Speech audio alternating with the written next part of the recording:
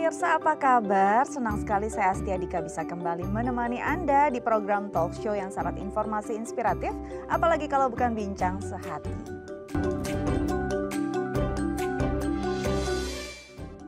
Pemirsa, bincang sehati menantikan kehadiran si buah hati, apalagi untuk pertama kali pastinya begitu luar biasa rasanya ya. Dakdikduk, terus kayak wah ada anggota baru nih dalam keluarga kita yang kecil gitu ya. Tapi dalam proses menantikan si buah hati pada kehamilan pertama ini banyak nih hal-hal yang perlu diperhatikan. Apa sih yang harus dilakukan dan tidak boleh dilakukan dan perlu benar-benar gitu ya dengan seksama harus dijaga, dirawat dan juga treatmentnya seperti apa. Itu nanti akan kita bahas menjadi topik kita hari ini tentang menjaga kehamilan pertama. Tapi sebelum itu kita akan bahas dulu nih mitos atau fakta seputar kehamilan. Yang pertama adalah jalan kaki bagus untuk ibu hamil. Nah, ini biasanya sering dilakukan oleh para ibu hamil, apalagi di trimester akhir gitu ya, katanya bisa melancarkan persalinan, khususnya persalinan normal gitu ya.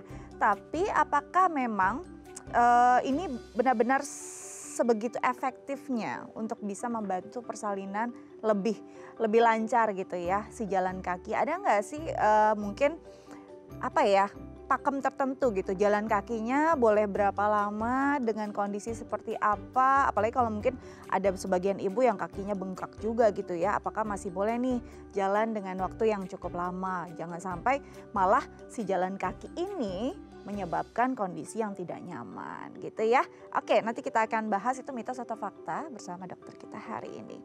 Selanjutnya adalah ibu hamil rentan terkena diabetes. Nah, kalau bicara tentang ibu hamil, kayaknya banyak kondisi yang di luar kebiasaan.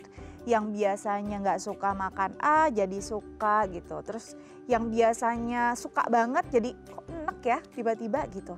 Nah, dalam kondisi demikian ternyata bukan cuma kebiasaan atau perasaannya aja nih, metabolisme tubuh sang ibu hamil katanya juga bisa berbeda dan ini rentan sekali bisa mengalami diabetes, apalagi kalau memang suka banget gitu ya mengonsumsi makanan yang manis atau ngidamnya yang manis-manis gitu. Nah, ini mitos atau fakta sih, nanti kita akan tanyakan bersama dokter kita. Oke, selanjutnya adalah ngidam bisa memprediksi jenis kelamin bayi. Nah, ini nih katanya kalau suka makan yang manis itu berarti anaknya perempuan. Kalau suka makan yang asin-asin katanya anaknya laki-laki. Terus kalau suka dua-duanya anaknya apa dong ya? Nah, itu nanti kita akan tanyakan, ada nggak sih hubungannya si manis dan si asin dengan jenis kelamin bayi gitu ya. Atau ada orang tua yang gak suka dua-duanya karena mual terus gitu. Nanti kita akan tanyakan, kita akan konfirmasi bersama dokter kita. Oke, selanjutnya adalah ibu hamil tidak boleh mewarnai kuku. Tuh, masa sih nggak boleh mempercantik diri gitu ya. Nah, dipercaya bahwa kandungan kimia yang ada pada kutek atau pewarna kuku ini bisa mengganggu kesehatan si ibu hamil, bahkan mengganggu kesehatan si janin katanya gitu. Nah, apakah semua kandungan kuteks begitu atau mungkin sekarang sudah ada nih yang lebih alami, yang lebih aman, atau memang sebaiknya ya jangan digunakan sama sekali? Mitos atau fakta sih nanti kita akan tanyakan bersama dokter kita. Tenang ya ibu-ibu yang lagi kutekan, nanti kita akan konfirmasi. Oke, selanjutnya adalah nanas bisa menyebabkan keguguran. Nah, ini sering banget nih dipercaya bahwa nanas itu katanya bisa menyebabkan keguguran pada ibu hamil. Benar gak sih? Gimana kalau ngidamnya nanas? Seberapa banyak nanas yang bisa membuat kondisi seseorang yang hamil ini keguguran? Jangan-jangan nanasnya satu kebun kali ya dimakan ya gitu ya. Nanti kita akan tanyakan bersama dokter kita, benar gak sih mitos atau fakta, boleh gak sih si ibu hamil makan nanas gitu ya, karena seger banget rasanya. Nanti kita akan jawab bersama dokter kita, tapi setelah jeda, karena itu jangan kemana-mana, tetap bersama kami di Bincang Sehati.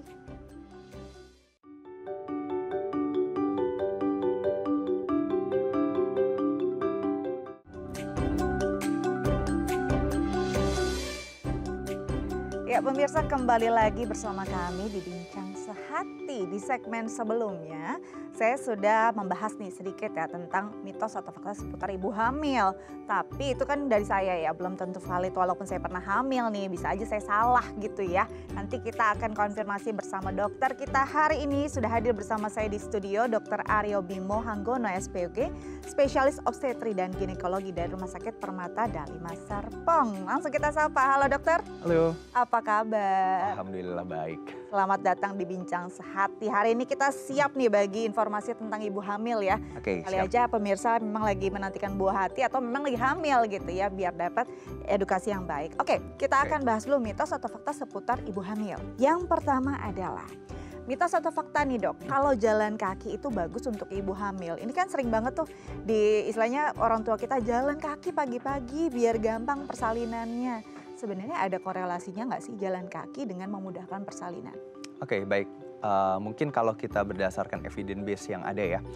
Jadi berdasarkan penelitian yang sudah dilakukan baik nasional maupun internasional, salah satunya dari jurnal dari Amerika itu mengatakan dalam 1 minggu itu tuh boleh melakukan exercise paling nggak 150 menit. 150 menit. Dalam 1 minggu. It means jadi apapun boleh dilakukan ya. Bukan cuman jalan, mau kayak berenang boleh. Boleh juga ya. Mau misalnya mau sambil ya sepeda yang statis, ya monggo aja kalau memang maunya seperti itu. Ibarat kata pokoknya hamil itu adalah berkah gitu ya, bukan musibah. Hambatan ya, iya. Betul sekali. Bukan musibah, benar. Oleh karena itu ya bebas aja. Nah memang dengan ada kita melakukan exercise tersebut, aktivitas fisik, tentu tubuh kita akan istilahnya metabolisme akan tetap berjalan. Bukannya malas-malesan yang akhirnya bisa nyebabin tuh namanya penyakit yang tadi mungkin nanti akan kita omongin tentang ada diabetes. Nah itu bisa berat badannya naiknya kok nggak terkontrol ya. Nah itu akan membantu. Di situ juga kan bisa dikatakan kardiovaskuler kita mengalami perubahan, pembuluh darah mengalami perubahan. Disitulah aktivitas fisik sangat terbantu. Jadi aktivitas fisik terutama jalan kaki ini bukan semata-mata hanya karena memudahkan persalinan. Intinya bisa membuat si ibu hamil jadi lebih sehat gitu ya dok ya. Iya betul sekali. Oke, jadi itu fakta. Betul. Oke, selanjutnya mitos atau fakta nih dok. Baik. Kalau ibu hamil itu rentan terkena diabetes. Benar banget, tadi kan baru kita bahas. Gimana tuh bisa rentan terkena diabetes? Apakah hanya ibu-ibu yang suka atau ngidam makanan manis atau sebenarnya semua ibu hamil rentan nih sama diabetes? Oke baik, jadi kalau tadi fakta yang kedua nih ya, kita omongin ya tentang diabetes ya. Jadi sebenarnya orang hamil memang akan memiliki resiko lebih tinggi untuk terjadinya diabetes. Sebelumnya kita harus melihat terlebih dahulu bagaimana predisposisinya atau resikonya. Contohnya memang di keluarga bahwa iya nih kakek nenek saya atau orang tua saya ada kencing manis. Nah, atau ternyata ini ada kehamilan 2, hamilan pertamanya sebelumnya juga ada kencing manis juga tuh. Atau bisa dibilang, wah saya sukanya apa-apa yang manis-manis banget. Jadi saya bisa dikatakan ukuran saya agak big size nih, obesitas nih jadi sebelum hamil. Itu adalah contoh-contohnya. Jadi memang orang hamil sendiri itu memiliki kemungkinan untuk menjadi kencing manis atau diabetes. Karena memang dari si plasentanya itu sendiri ada namanya hormon laktogen yang dihasilkan oleh plasentanya itu akan memberikan respon tertentu ke dalam bagian dari pankreas juga kan menghasilkan insulin. Nah, insulin ini agak tertahan sedangkan insulin ini yang akan membantu untuk memasukkan glukosa atau gula ke dalam si sel-selnya itu tuh. Nah, karena tertahan inilah makanya akan terjadi tuh yang namanya diabetes. Namun akan lebih tinggi lagi kalau yang tadi saya sebutin itu. Akan lebih tinggi, bukan masalah cuma makan manis. Kalau nggak mau gerak ya, jadi ibu hamil yang mager nih memang rentan terkena diabetes. Nah, oke. Selanjutnya adalah mitos atau fakta kalau ngidam itu bisa memprediksi jenis kelamin bayi. Kan katanya kalau makan yang asin-asin, oh bayinya laki-laki. Kalau makan yang manis-manis, bayinya perempuan. Ada ngaruhnya nggak sih? Ada hubungannya nggak? Oke, baik. Jadi kalau ditanya mitos atau fakta sebenarnya mitos ya. Mitos. Ya, Oke. betul. Jadi kalau dari berdasarkan penelitian yang sudah dilakukan, kita nyebutnya mungkin dengan food craving. Food craving itu ya ngidam lah bahasa Indonesianya. Itu memang tidak ada hubungan secara langsung terhadap jenis kelaminnya. Karena jenis kelamin tentu yang akan bisa menentukan, kita mungkin ada pemeriksaan yang namanya NIPT, Non-Invasive Prenatal Test. Itu bisa ngecek laki atau perempuannya. Atau menggunakan USG aja oleh dokter, itu bisa dilihat, wah ini kemungkinan kalau laki atau perempuan. Namun, apakah dia menentukan? Sebenarnya enggak. Jadi ya bisa dibilang ada nih yang kerjaannya orang hamil, saya pokoknya maunya makannya nggak mau makan nasi tapi maunya makan lontong. Ya sama aja ya sebenarnya ya. Aja ya. Tapi tetap aja. Iya sih. Ringan. Jadi sebenarnya ini benar-benar nggak ada apa ya, nggak ada hubungannya ya dok ya. Iya betul Oke, sekali. ya karena memang nggak mungkin juga si janin udah request kan ya. Oke, selanjutnya adalah mitos atau fakta. Kalau ibu hamil katanya nggak boleh mewarnai kuku, tapi kan padahal kadang-kadang pengen tetap terlihat cantik gitu ya. Iya. Kayaknya kalau lagi hamil mungkin badan udah ada yang berubah, kok kayak saya ngerasa nggak secantik biasanya gitu. Jadi pengen ada yang lain lah, tapi katanya nggak boleh nih mewarnai kuku, bener nggak sih dok? Jadi sebenarnya orang hamil mah cantik mah wajib lah ya harusnya Iya, ya. harus cantik dong. Masa nggak menjaga kecantikannya ya? Tetap aja. Jadi boleh-boleh aja sebenarnya. Yang mungkin perlu kita pikirkan adalah memang ada senyawa-senyawa tertentu yang kalau dalam jumlah besar di dalam tubuh mungkin agak memiliki risiko yang meningkatkan masalah kepada kehamilannya. Misalnya di dalamnya ada kayak formalin, terus ada namanya toluen, terus ada phthalate. Nah itu semua adalah bahan-bahan kimia yang kalau dalam ukuran besar akan mengganggu. Namun kalau ukurannya kecil-kecil aja sebenarnya nggak masalah gitu. Ya nggak mungkin tiap hari diwarnain tiap berapa jam warnain mulu kan sebenarnya nggak juga ya. Juga ya. Jadi sebenarnya kalau berdasarkan penelitian memang mau warnain pun nggak masalah. Bahkan warnain rambut pun itu pun juga sebenarnya nggak masalah juga. Masalah ya, jadinya boleh loh. Boleh. Tetap menjaga kecantikannya selama hamil, malah itu wajib kalau kata dokter ya dok ya. Iya, Biar betul sekali. happy. Oke, jadi itu mitos ya dok. Betul. Mitos. Yang penting jangan setiap berapa jam dioles lagi gitu kan. Yang nggak mungkin juga kan. Sayang loh, kutek mahal. Oke, selanjutnya adalah mitos atau fakta kalau nanas menyebabkan keguguran. Ini sering banget nih dipercaya. Kayaknya jangan makan nanas nanti keguguran. Gimana kalau ngidapnya nanas? Serem juga kan jadinya. Gimana dok? Oke baik, sebelumnya jadi kalau itu sebenarnya jatuhnya sih bisa dikatakan ada yang mengatakan ya masih ada yang mengatakan wah ini fakta karena memang ada ini penelitiannya tertentu. Ada yang mengatakan mitos karena ada penelitian tertentu. Nah mungkin saya akan coba jelaskan ya. Kalau ada yang memiliki pandangan bahwa ini adalah fakta, mungkin karena di dalamnya ada namanya zat namanya enzim bromelin. Nah, dan penelitiannya itu sendiri bukan pada manusia sebenarnya dilakukannya. Ada? Penelitiannya itu pada mencit yang dia lakukan sehingga terjadi kerusakan pada tulang-tulangnya. Nah, protein yang kerusakan inilah yang ditakutkan akan mengganggu pada kehamilan. Nah, ternyata kalau kita lakukan juga penelitian lain yang sudah dilakukan yang menganggap bahwa ini adalah mitos, bahwa memang ternyata orang-orang yang dikasih seabrek-abrek pun itu pun juga nggak terlalu ngaruh-ngaruh banget gitu. Nah, oleh karena itu masih ada orang yang mau bilang fakta boleh, mau mitos boleh, namun kita harus ngelihat dari sisi mana dulu nih. Secara sisi manfaat sebenarnya dia kan vitaminnya banyak. Iya. Namanya orang pengen ya, sebenarnya nggak masalah juga dan itu gizinya pun sudah jelas ada. Ya. Oleh karena itu kalau di perbandingan antara dari 100% gitu mungkin yang menganggap bahwa ini mitos itu jauh lebih banyak dibandingkan faktanya. Baik, jadi nggak apa-apa intinya selama nggak berlebihan juga ya. Toh itu juga banyak vitaminnya, oke juga ya. Yang penting lidahnya nggak gatel aja ya dok ya. Oke, nah mungkin ada tambahan sedikit Apa ya. tuh dok? Kayak jadi kalau misalkan tadi kan ngomongin tentang sedikit keguguran ya.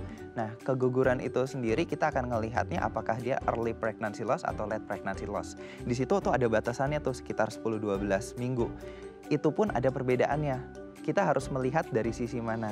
Contoh, wah dia keguguran kurang dari 10 minggu. Kemungkinan itu penyebabnya karena kromosom. Jadi kita ngelihatnya dari tiga posisi nih cara pandangnya. Janin yang bermasalah, karena mungkin dari ibunya yang nutrisinya nggak bagus, atau memang ada penyakit infeksi tertentu, atau memang dari suaminya memang spermanya saat itu pun nggak bagus. Ya. Jadi nggak ada tuh kita nyebutin tentang gara-gara makan mohon maaf tadi nanas secara langsung. Tidak, jadi kita ngelihat yang faktor yang lain Jadi juga. masih banyak faktor yang lain. Jangan salahkan si nanas, dia nggak tahu apa-apa ya dok. Iya betul sekali. Oke, nanti kita akan lanjut dengan topik kita hari ini. Topik utama tentang menjaga kehamilan pertama ya dok ya. Oke. Tapi setelah jeda, pemirsa jangan kemana-mana, tetap bersama kami di Bincang Sehati.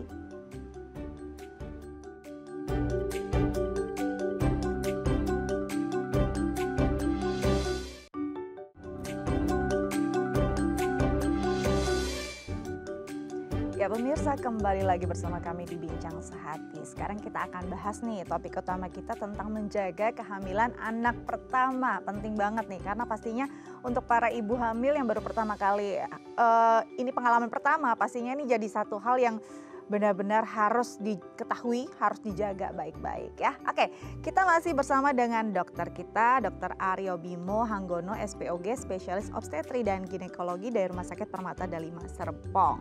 Sebelum lanjut, saya juga mau mengajak nih pemirsa di rumah yang mungkin punya pertanyaan terkait tema kita hari ini, bisa menelpon kami di 021 290 32644 atau DM ke Instagram kami di @theifamily. Oke, Dok. Kita bahas tentang kehamilan anak pertama. Ini pastinya jadi hal yang paling menyenangkan untuk para pasangan baru gitu ya.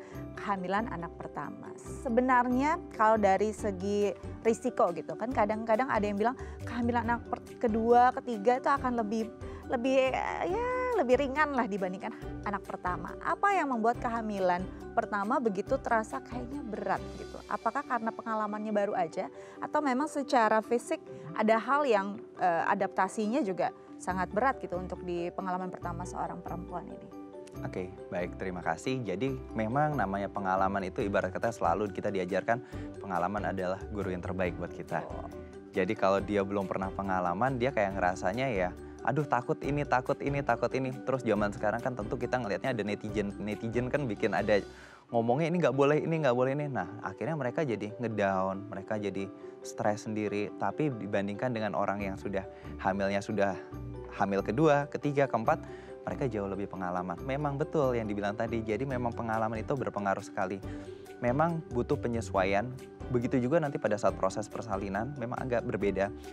Waktu persalinannya mungkin agak lebih lama tuh yang anak pertama dibandingkan anak yang kedua, itu memang betul. Jadi memang penyesuaian dalam tubuh itu juga berpengaruh, tergantung anak keberapanya. Oke, jadi memang berpengaruh secara psikis dan juga fisik ya. Karena ini secara psikis pengalaman pertama nggak pernah merasakan itu gitu ya. Tapi secara fisik juga memang ya baru gitu ya. Seperti mungkin pengalaman saya sendiri waktu melahirkan anak pertama ya karena memang cuma satu ya. Iya. Ini sampai 48 jam mulesnya baru bisa melahirkan gitu. Itu luar biasa rasanya gitu. Apa sih yang menyebabkan hal ini bisa terjadi begitu lama? Apakah jalan lahirnya istilahnya belum fleksibel nih karena belum ada yang pernah keluar dari sana. Benar seperti itu kah atau gimana? Oke, baik, terima kasih. Jadi pada saat kita ngomongin persalinan itu ada persalinan normal atau persalinannya spontan ya. Iya. Nah, kalau kita akan ngomongin melalui 3 cara sudut pandang nih. Power, passage, and passenger. Jadi kita lihat powernya ibunya nih.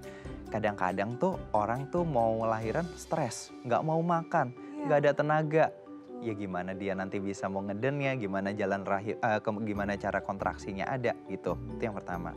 Kemudian passage itu jadi jalan lahirnya. Kadang-kadang memang jalan lahirnya kan tentu akan diperiksa dulu nih, luas nggak nih? Terus jalan lahirnya nih aman nggak sih kayak gitu. Nah itu yang akan berpengaruh. Kemudian terakhir ada passenger, di mana dari janin itu sendiri ukurannya normal atau enggak sih?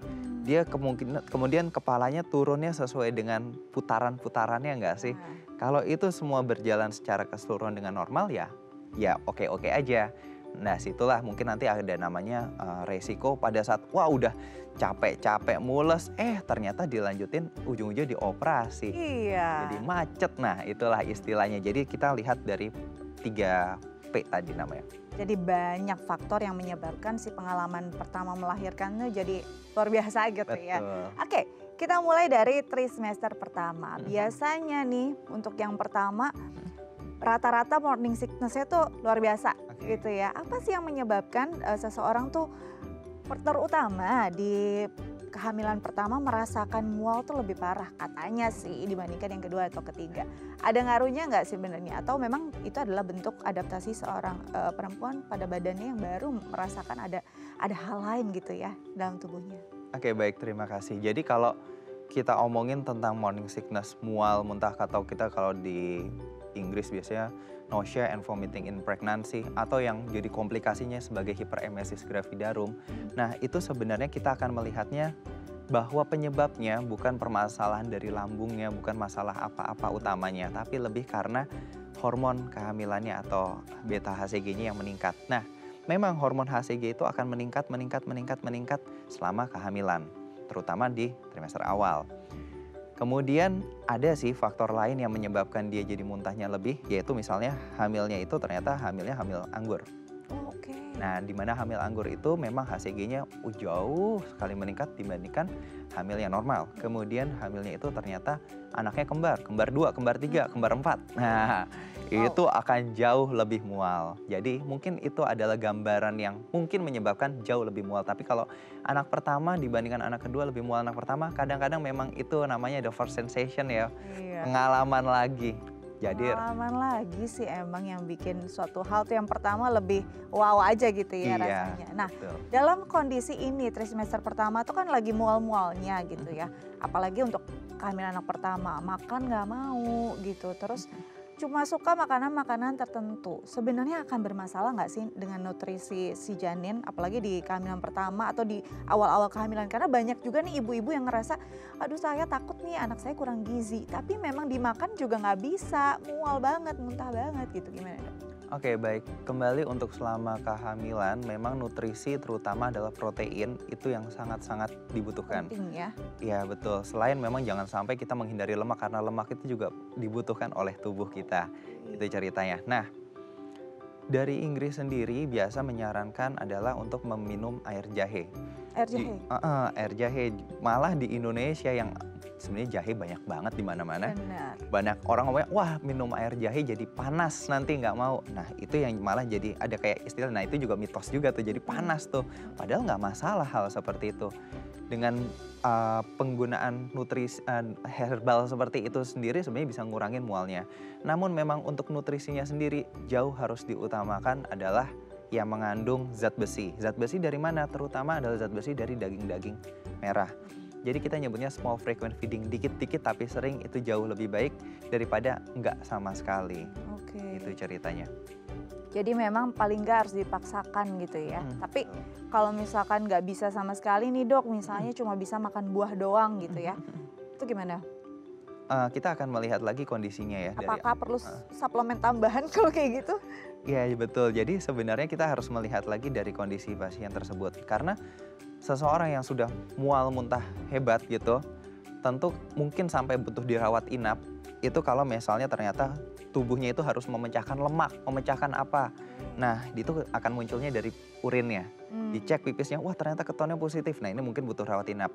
Namun kalau hanya makannya adalah buah-buahan saja tapi nutrisinya yang lain protein kurang, tentu memang agak mengganggu untuk proses pertumbuhan si bayinya juga. Oke, jadi memang mau nggak mau ya kita harus lawan ibu-ibu ya rasa itu demi janin kita yang sehat. Oke, kita akan jawab dulu penelpon kita hari ini. Halo, dengan siapa di mana? Aku Hana ya, Jakarta Kak. Langsung aja ke dokter boleh? Dokter Boleh. Aryo. Ya. Oke, dok, ada 3 pertanyaan ya dok. Selamat pagi dok. Selamat pagi. Yang pertama tentang keputihan dok. Ini paling banyak masalah buat ibu hamil. Apakah ada efek negatifnya ya dok kalau keputihan tidak tertangani dengan baik? Pertanyaan yang kedua, bagaimana menyikapi ibu hamil yang harus bed rest sepanjang kehamilannya? Dan yang ketiga dok, kenapa sekarang ini akhir-akhir ini banyak terjadi bayi dengan kembar siam? Itu kayaknya menakutkan. Jadi mungkin dokter bisa kasih tipsnya supaya kita terhindar gitu loh dok. Sudah jelas? Baik, terima kasih banyak Oh Mbak ya, terima Hana. kasih Kak Dika. Sehat Ya. selalu. Terima kasih dokter. Sama-sama. Baik, ada 3 pertanyaan. Yang pertama tadi tentang keputihan. Ini memang sering dialami oleh ibu hamil gitu ya. Ada yang bilang wajar kok gitu ya, tapi ada yang bilang itu bahaya banget loh. Nah, yang benar yang mana nih dok? Oke, baik. Sebelumnya kita harus mengetahui bahwa keputihan itu sebenarnya seorang perempuan mengalami keputihan ada yang normal, ada yang tidak. Betul. Jadi contoh pada saat lagi mau haid ya kayak gitu, mungkin agak keputihan dikit. Nah itu jadi kan sebenarnya normal-normal aja ya. Keputihan yang nggak normal itu kalau udah berbau banget, gatel, nah itu memang nggak baik. Kenapa sih terjadinya? Biasanya akan terjadi pergantian koloni. Di mana koloninya di situ kita sebut sebagai flora normal. Flora normalnya itu hilang nih karena terjadi perubahan keasaman dari jalan lahirnya tersebut. Nah kemudian digantikanlah berbondong-bondong tuh datang bakteri-bakteri bandelnya. Nah bakteri-bakteri ini datang nggak serta-merta datang gitu aja. Biasanya terjadi karena contohnya adalah proses pada saat buang air besar atau buang air kecil, membersihkan area kewanitaannya juga, akibat arahnya salah tuh Betul. dari lubang Ke depan keluarnya. ya. Heeh. Nah di situ dia akhirnya bakterinya dari lubang anusnya ke depan tuh, bakterinya jadi masuk. Itu salah satunya. Terus udah tahu kayak gitu, udah tahu basah. Ternyata nggak diganti tuh, mahal pakainya pakai pembalut aja, pakai panty liner aja. Iya. Itu jadi bikin keputihannya Tambah makin lembab ya. betul. Di situ akhirnya terjadi koloni dari bakteri yang nggak normal. Nah, kalau begitu nggak terjadi koloni bakteri yang nggak normal, emang berbahaya, betul. Karena kalau misalnya sampai bermasalah dengan koloni yang sudah sangat banyak, maka akan terjadi dia bisa mengikis kerusakan pada selaput dari ketuban. Sehingga menyebabkan terjadinya resiko ketuban pecah. Artinya kalau ketuban pecah, lahirnya prematur. Gitu. Nah, jadi memang kita harus kenal dulu ya keputihan yang wajar dan tidak, dari warna, aroma dan segala macam, karena bahaya banget ya dok, bisa Betul. sampai bayi prematur. Oke, selanjutnya adalah bagaimana nih dengan ibu hamil yang selama masa kehamilan memang disarankan bed rest, bahkan ada yang kita sering lihat ya mereka harus pakai kursi roda gitu ya. Nah sebenarnya apa sih yang menyebabkan ibu hamil ada nih yang mengalami kondisi demikian? Apakah kandungannya begitu, orang kalau awam bilangnya kandungannya lemah gitu ya, sampai nggak boleh bergerak. Kenapa tuh dok? Oke, baik. Kalau kita lihat penyebabnya kenapa bed rest, biasanya sebelumnya karena ada riwayat ancaman keguguran seperti itu. Nah, kita akan melihat riwayat kasusnya lihat dari per orang. Kita tidak lihat secara general. Maka akan kita lihat mungkin contohnya sebelumnya pernah ada perdarahan. Perdarahan sendiri kita lihat dibagi menjadi dua, yaitu kehamilan perdarahan di awal dan perdarahan sudah di atas 24 minggu. Di atas 24 minggu yang paling sering perdarahan kemungkinan ada plasentanya tuh nutupin jalan lahir atau plasenta previa. Ya. Betul. Dengan kalau ada plasenta previa, memang resikonya adalah berdarah. Jadi memang di situ suruh bed rest lah. Kalau udah kayak gitu ya memang untuk aktivitas fisik ya agak-agak sulit ya. Karena begitu aktivitas dikit aja bisa berdarah. Memang yang seperti itu memang butuh bed rest. Atau ternyata dari awal itu ketemu, wah dia udah ketuban pecah di kehamilannya sudah 7 bulan, udah ketuban pecah. Kalau udah ketuban pecah di usia 7 bulan tuh susah istilahnya. Susah banget. Jadi dia memang benar-benar harus bed rest total. Gak boleh gerak yang gimana-gimana. Karena kalau udah bergerak mungkin air ketubannya keluar lagi. Dan itu bahaya banget. Bahaya gitu. Itu contoh-contohnya, dan memang betul kita melihat case by case-nya terlebih dahulu. Kalau memang harus bed rest, yaitu sudah tentu advice dari dokternya. Baik, jadi memang per orang nih ya, para ibu hamil tuh juga punya kondisi masing-masing. Nggak semuanya dipukul rata gitu ya dok ya. Ada yang memang harus bed rest selama masa kehamilan 9 bulan itu ya. Ada yang juga mungkin harus bed rest hanya beberapa minggu. Oke, kita ke pertanyaan yang selanjutnya adalah kembar siam gitu ya. Ini katanya memang akhir-akhir ini banyak ditemukan. Ini sebenarnya banyak ditemukan karena ada pergeseran kondisi si ibu, kan katanya bilangnya ibu-ibu sekarang tuh udah nggak sehat juga. Jadi banyak nih kondisi yang berbahaya untuk si janin. Atau memang nggak di blow up media aja, makanya kita nggak tahu bahwa sebenarnya kembar siam dari dulu juga udah banyak gitu. Oke, baik. Jadi begini, nama kembar itu apapun itu kita nyebutnya sebagai multiple pregnancy atau kehamilannya lebih dari satu. Seorang manusia ya beda ya sama mungkin sama kucing atau yang lain-lain, mungkin mereka hamil banyak gitu. Tapi manusia itu harusnya memang satu. Nah, pada saat dia mendapatkan kehamilannya ganda atau multiple, mau 3 atau berapapun, dia memang akan memiliki resiko terjadinya kembar siam. Tergantung pada hari keberapa terjadi pemisahannya. Itu yang akan berhubungan dengan ada yang kantongnya satu, plasentanya masing-masing, plasentanya satu, kantongnya ada 2. Atau kantongnya ada 2, plasentanya ada 2. Nah, itu tergantung dari pada kapan dia melakukan pemisahan di dalam tubuh. Pada saat kembar siam ini pemisahannya paling lama terjadinya. Nah, pemisahan lebih lama ini penyebabnya apa ya? Sebenarnya nggak spesifik ya penyebabnya. Apakah bisa dihindari? Nggak juga. Tapi ya yang kita perlu tahu adalah apakah ada risiko ke arah kembar. Itu dulu. Kehamilan kembar kan artinya bisa ada penyebabnya, mungkin ya oke lah faktor keturunan. Atau pasien-pasien yang sebelumnya menggunakan bayi tabung, itu akan memiliki kemungkinan kan kembar. Nah, kembar di situ makanya akan dipilih tuh sama dari dokter subspesialisnya untuk bayi tabung tersebut, dilihat ini nggak mungkin dia akan memasukkan 8 atau berapa, enggak, dia nggak akan memasukkan sebanyak itu.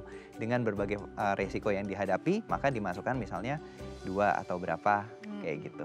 Untuk menjadi pilihan aja ya, tapi Betul. nggak mungkin juga dimasukin 10 sengaja gitu ya, biar nomor 10 yang nggak repot lah ya dok ya. Iya. Baik, itu jawaban dari pertanyaan Mbak Hana, semoga bisa menjawab ya Mbak Hana. Sehat-sehat ya Mbak Hana ya.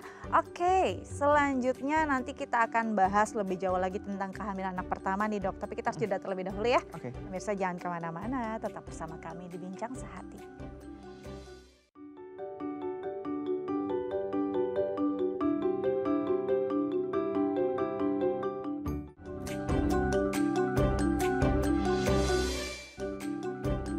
Baik pemirsa, kembali lagi bersama kami di Bincang Sehati, masih membahas tentang bagaimana menjaga kehamilan pertama.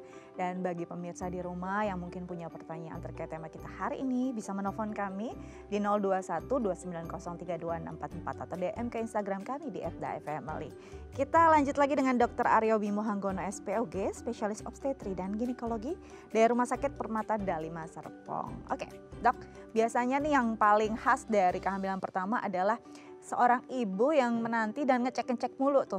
Beli test pack kayaknya kalau bisa dikoleksi gitu ya. Sebenarnya baiknya agar mendapat hasil yang valid, kapan nih? Ketika kita harus mengecek kehamilan dengan mungkin alat test pack yang sebelum ke rumah sakit ya dok ya. Setelah telat berapa lama nih dok? Kadang-kadang baru telat 2 hari udah cek-cek aja kan gitu. Baiknya setelah berapa lama? Oke, baik, terima kasih. Jadi sebenarnya alat test pack itu juga tergantung dari kadar HCG di dalam urin. Nah, HCG ini kalau di hamil awal-awal memang nggak terlalu tinggi, lama-lama baru akan tinggi gitu. Nah, jadi kapan sebenarnya? Biasanya kami akan menggunakan patokan bahwa kalau dia HCG-nya atau test pack-nya, mohon maaf ya, test pack-nya positif, biasanya adalah kita anggap sebagai hamilnya 4 minggu. Ukurannya 4 minggu dihitung dari mana? 4 minggu dihitung dari hari pertama, haid terakhirnya.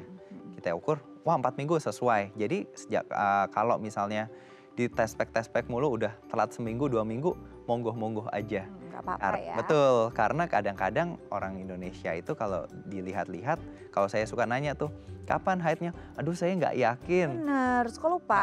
Suka lupa, ya udahlah tabrak aja langsung daripada bingung gitu ya.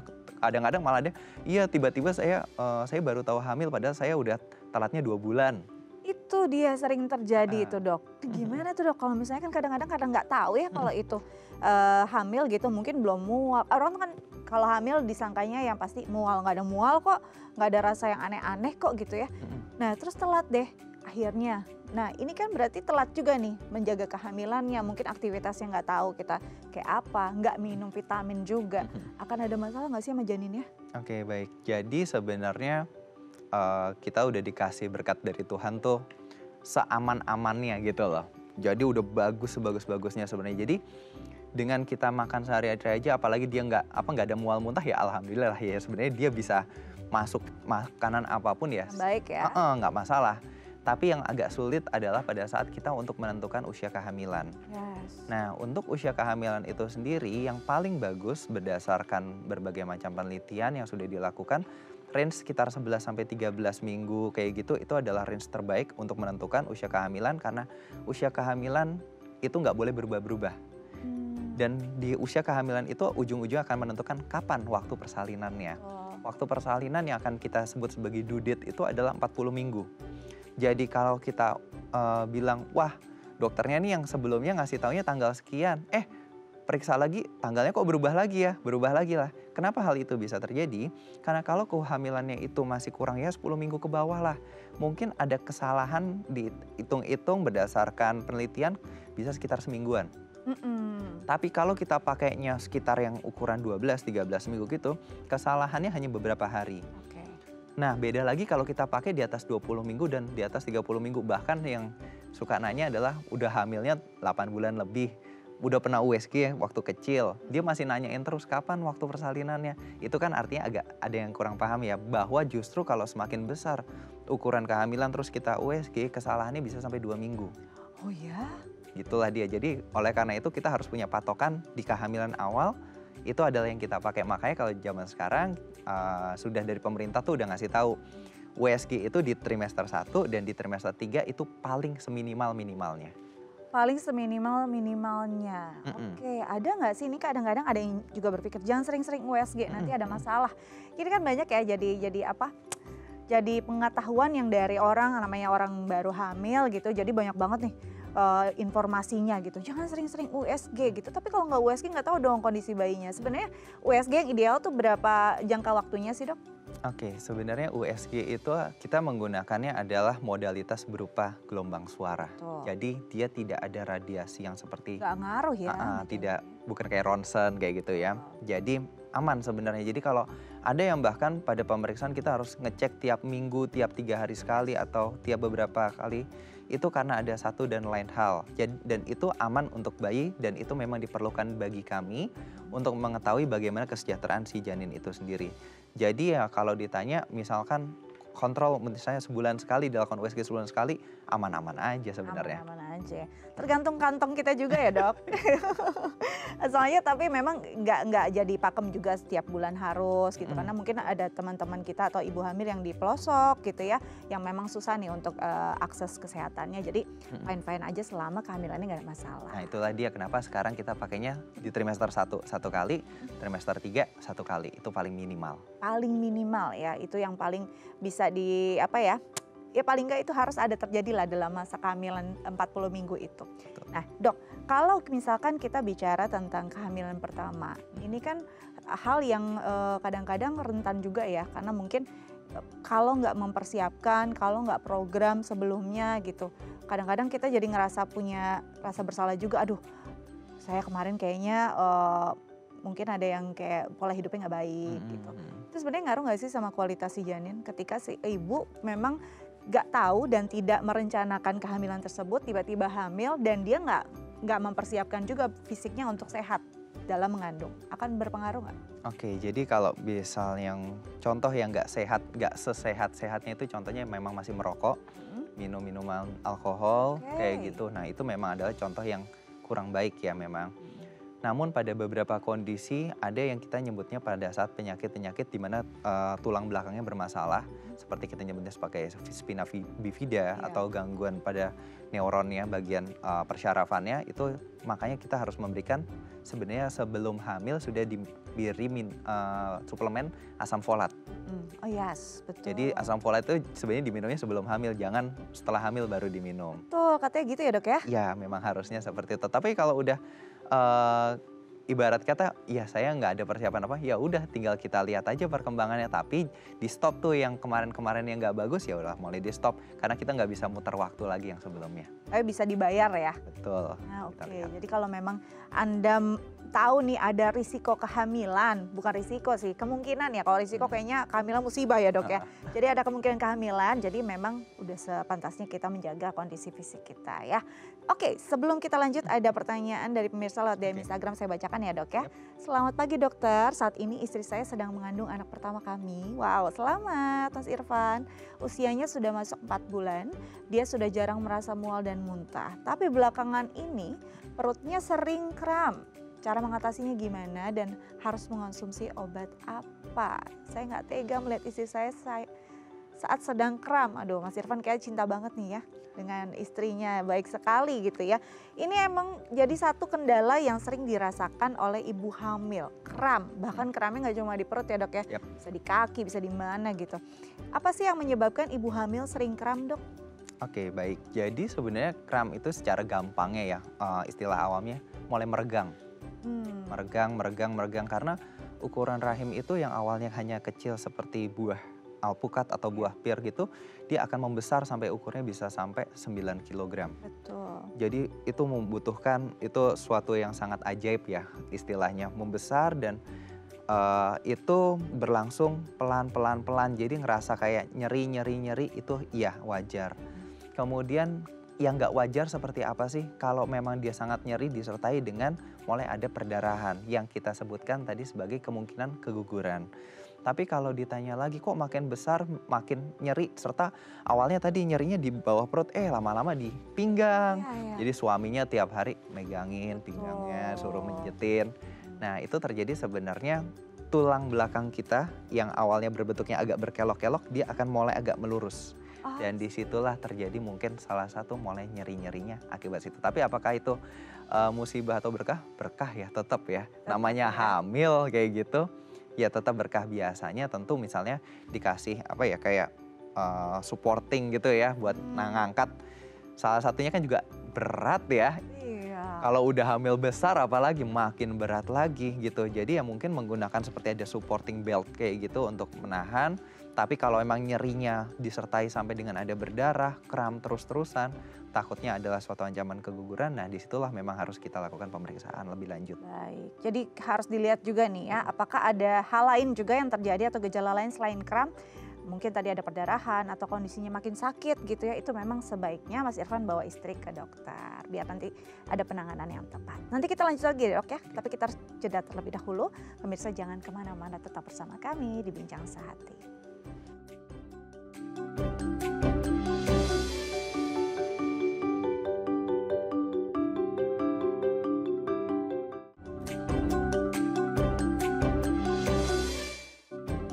Baik pemirsa, kembali lagi bersama kami di Bincang Sehati. Masih membahas tentang kehamilan pertama, dan bagi pemirsa di rumah yang punya pertanyaan terkait tema kita hari ini bisa menelpon kami di 0212903264 atau DM ke Instagram kami di @daifamily. Kita lanjut lagi bersama dengan Dr. Aryo Bimo Hanggono SPOG, spesialis obstetri dan ginekologi dari Rumah Sakit Permata Dalima Serpong. Oke, dok tadi melanjutkan apa yang Mas Irfan tanyakan ya, kram. Ini juga sering banget nih terjadi.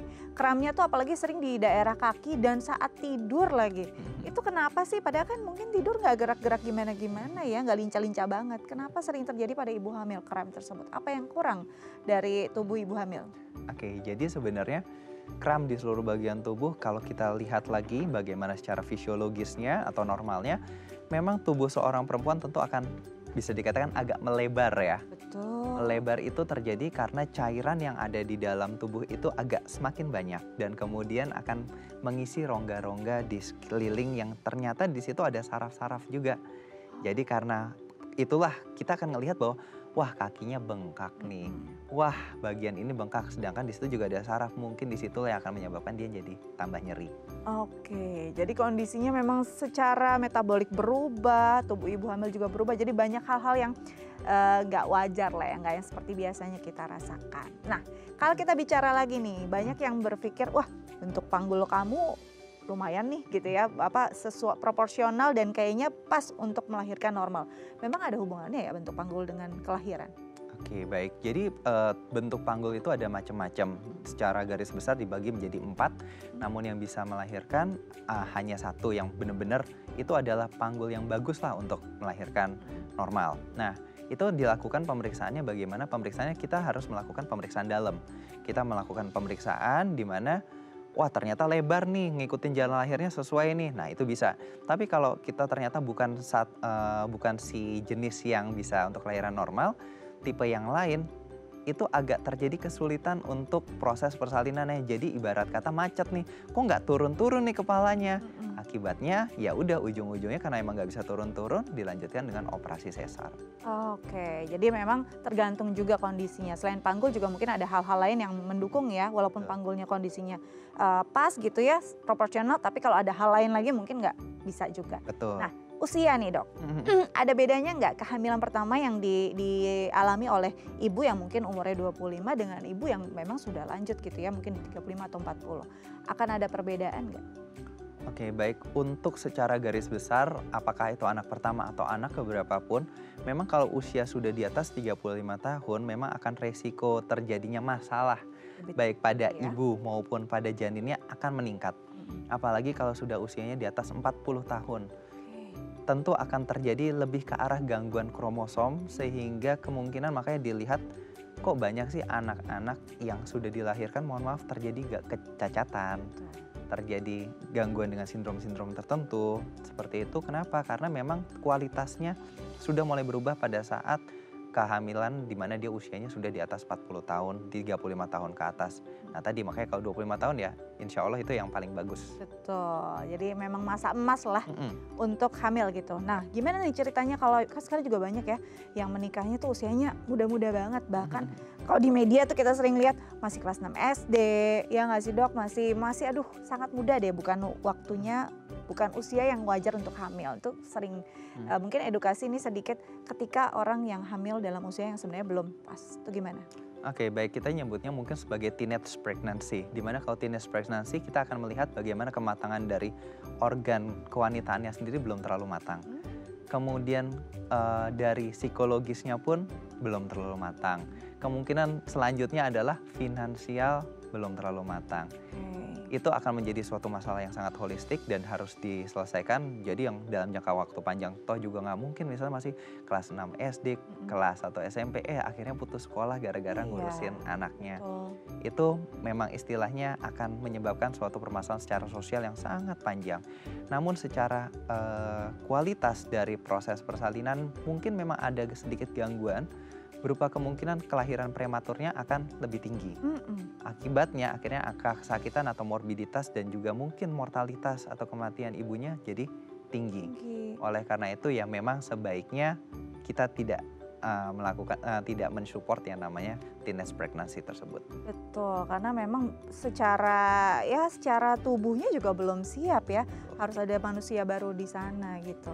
Terakhir mungkin tips bagi para ibu yang memang sedang mempersiapkan kehamilan pertamanya nih. Apa yang harus dilakukan agar kehamilannya sehat? Oke, jadi tips paling utama adalah jangan dengerin kata-kata orang yang itu belum tentu benar. Betul. Hamil itu adalah berkah bukan musibah. Jadi nikmatin aja, enjoy aja sambil jalan. Ibarat kata ini adalah suatu ibadah, kita masukkan ke dalam tubuh kita pun yang baik-baik. Jangan, ya kita tahu tentu yang baik apa, yang tidak baik apa. Nutrisi tetap dijalankan, aktivitas fisik tetap dijalankan sambil kita evaluasi tiap bulan, kita lihat perkembangannya sesuai atau tidak, itu utamanya. Oke, jadi memang yang harus dilakukan pertama adalah menjaga benar-benar fisik dan juga psikis. Lalu berkonsultasi pada tenaga kesehatan yang tepat, pada dokter, pada bidan mungkin ya. Jangan sampai selalu banyak informasi, dengar kata orang nggak boleh A, nggak boleh ini, terus disuruh ini, disuruh itu, akhirnya malah jadi membahayakan kehamilannya begitu ya dok ya. Jadi memang ini adalah hal yang harus diperhatikan ketika kita sedang mempersiapkan kehamilan pertama atau mungkin sedang ya memang dalam kondisi kehamilan pertama, mau itu direncanakan atau tidak direncanakan, itu adalah berkah bukan musibah. Oke, dok, thank you sudah hadir bersama kami di Bincang Sehati. Semoga ini berguna ya untuk pemirsa di rumah, tetap jaga kesehatan biar terus main ke sini nih bagi informasi untuk pemirsa di rumah. Baik, saya Astia Dika pamit undur diri. Happy weekend.